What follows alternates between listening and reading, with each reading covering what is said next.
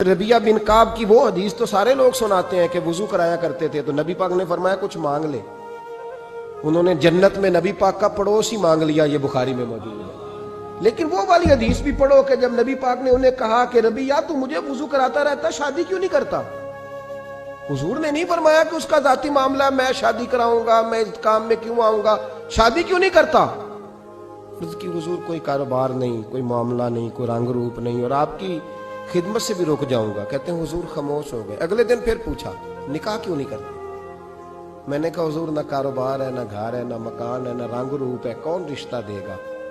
जब मैं ये कह के बाहर निकला ना, हुजूर खामोश हो गए, तो मेरे दिल में ख्याल आया रबिया तू बहस क्यों करता है और उनको बताता है जिन्हें अल्लाह ने सारा कुछ ही अता फरमाया हुआ है। हुजूर कहते हैं शादी क्यों नहीं करता, तो चुप करके कह दे महबूबा जैसे दिल करता है वैसे कर दे, तू आगे से दलीलें देता फिरता है। ये भी को बात हुई।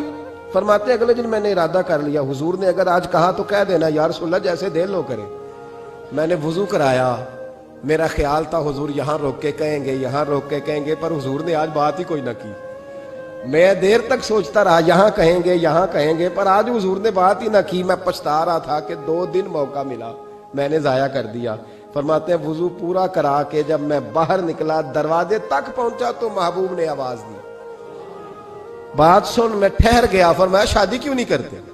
कहते मेरा तो दिल फूलों की तरह खिल उठा। मैंने कहा या रसूलल्लाह जैसे दिल करता है करा दे। नबी पाक अलैहिस्सलाम ने फरमाया फलां कबीले के सरदार के पास जाओ, उसे कहा अपनी बेटी का निकाह तेरे साथ कर। कहते मैं गया, थोड़ी देर के लिए तवक्कुफ किया उन्होंने, लेकिन फिर वो राजी हो गए।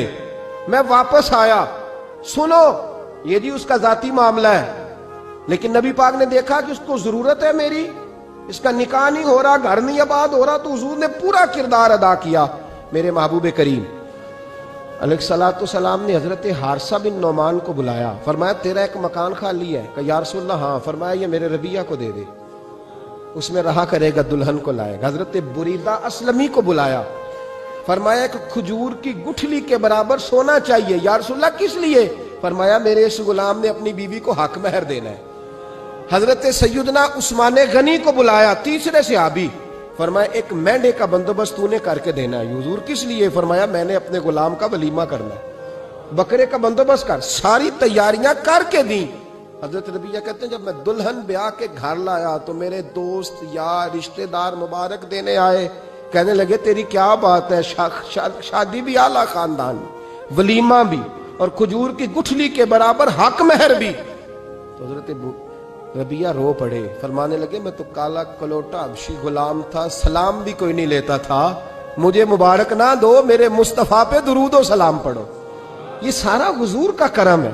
कहते हैं उसका जाती मामला है, भाई सारा दिन तेरे साथ रहता है, उठता बैठता है, तेरी नौकरी करता है, तूने कभी पलट के देखा ही नहीं, तूने कभी अश्कशोई नहीं की, तूने इतना टाइम ही नहीं दिया कि तेरे कंधे पे सर रख के रो सके, तेरी तवज्जो ही नहीं। नबी रहमत अलैहिस्सलाम दाएं बाएं वालों आगे पीछे वालों का ख्याल रखते, जहां जिसको जरूरत होती हुजूर उसकी जरूरत में पहुंचते, अश्कशोई करते, नबी पाक प्यार करते।